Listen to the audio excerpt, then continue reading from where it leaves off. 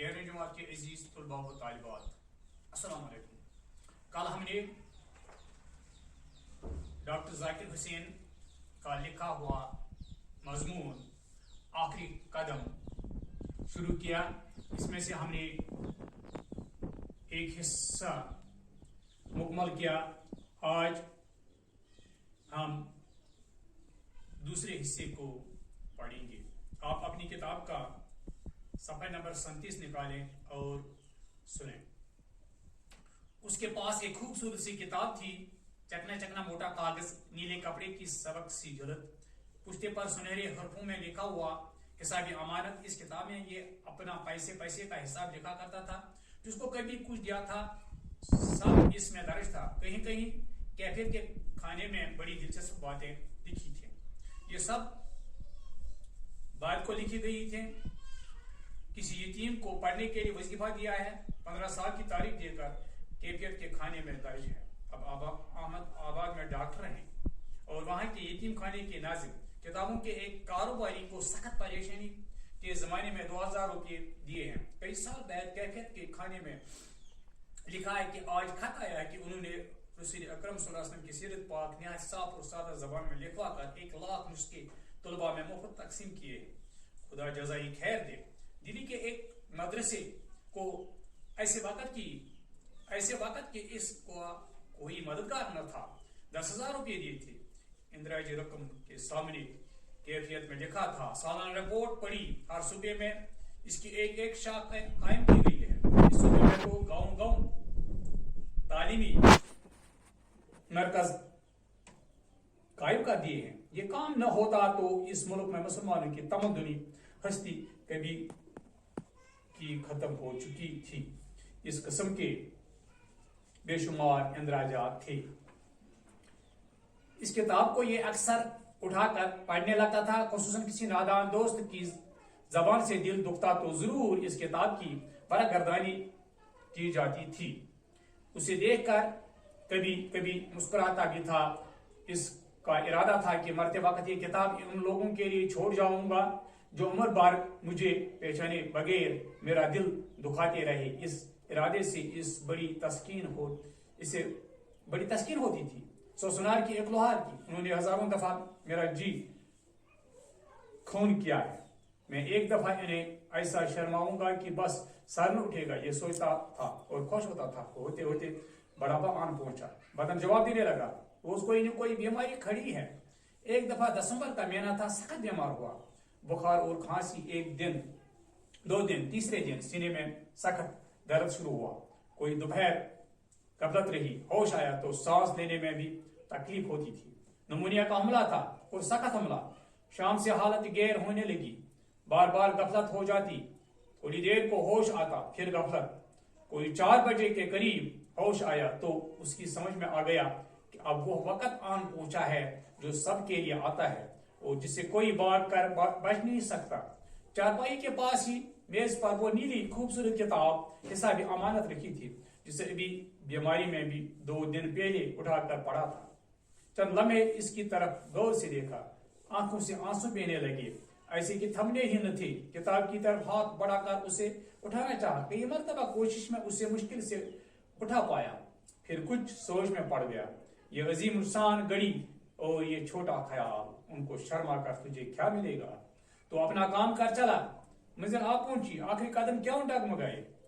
دونوں ہاتھوں میں کتاب تھامی، ہاتھ تھر تھرا رہے تھے جیسے کوئی بہت بڑا بوجھ اٹھایا ہو۔ بڑی مشکل سے تکیے پر سے سر بھی اٹھایا اور ناتوان جسم کی ساری آخری قوت صرف کر کے کتاب کو اس پاس والی انگیٹھی میں پھینک دیا جس میں کوئی 2:30 بجے نوکر نے بہت سے کوئلے ڈالے تھے اور میاں کو سوتا جان کر دوسرے کمرے میں جا کر سو گیا تھا۔ کتاب جلنے لگی، اس کی نظر اس پر جمی تھی۔ جلد کے جلنے میں دیر لگی، پھر اندر کے کاغذوں میں آگ لگی تو ایک شعلہ اٹھا۔ اس کی روشنی میں اس کے ہونٹوں پر ایک خفیف سی مسکراہٹ دکھائی دی اور چہرے پر ایک عجیب اطمینان۔ ادھر مؤذن نے اشہد ان محمد رسول اللہ صلی اللہ علیہ وسلم کہا اور نیکیوں کے اس کاروان سالار کی رسالت کے اعلان کے ساتھ اس کی امت کے اس نیک راہ روح نے ہمیشہ کے لیے آنکھیں موند لی۔ اس کے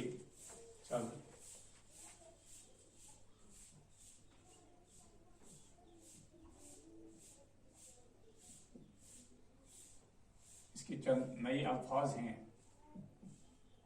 جو آپ کے لیے نئے ہیں.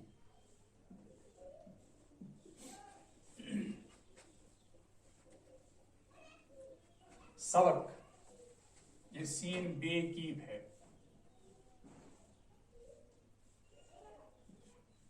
ہلکا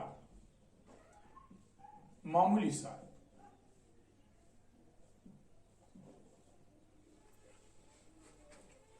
کم وزن. کم وزن بھی ہم اس کو لکھ سکیں گے. ہلکا کم وزن.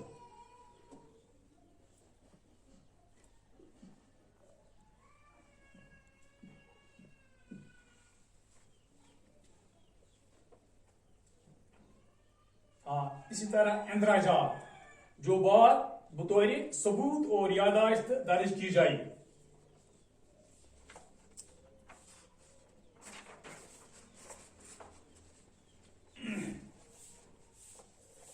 فرگردانی صفحے الٹنا.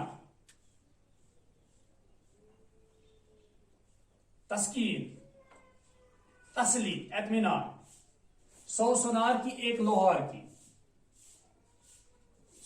یہ محاورہ ہے. سو سنار کی ایک لوہار کی.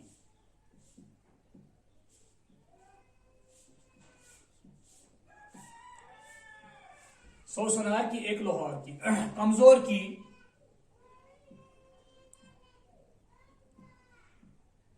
کمزور کی 100 ضربیں.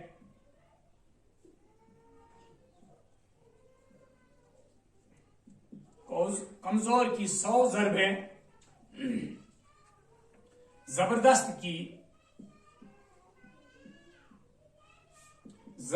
کی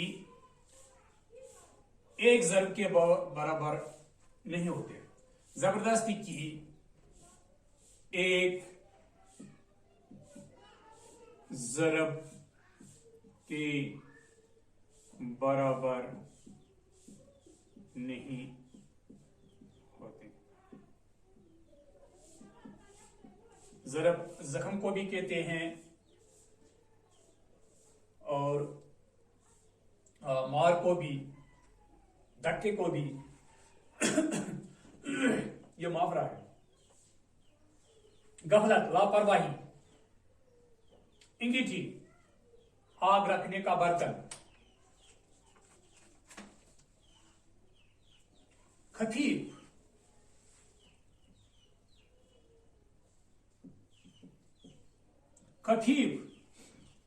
ہلکا معمولی سا.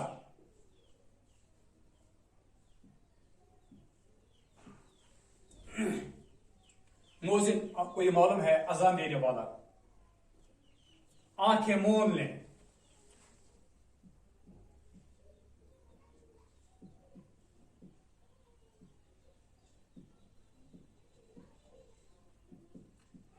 یعنی آنکھیں بند کر دی.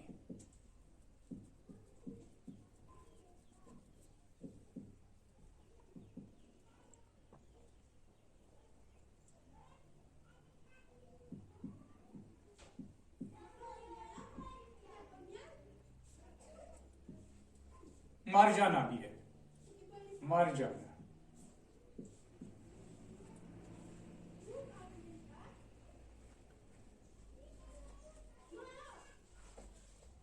یہ سبق تھا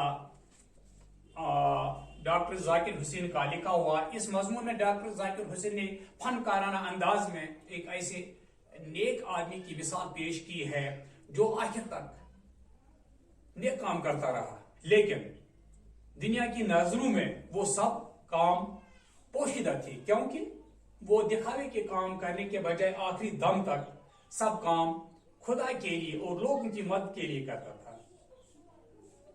اس طرح سے ہمارا آج کا موضوع مکمل ہو جاتا ہے. خدا حافظ.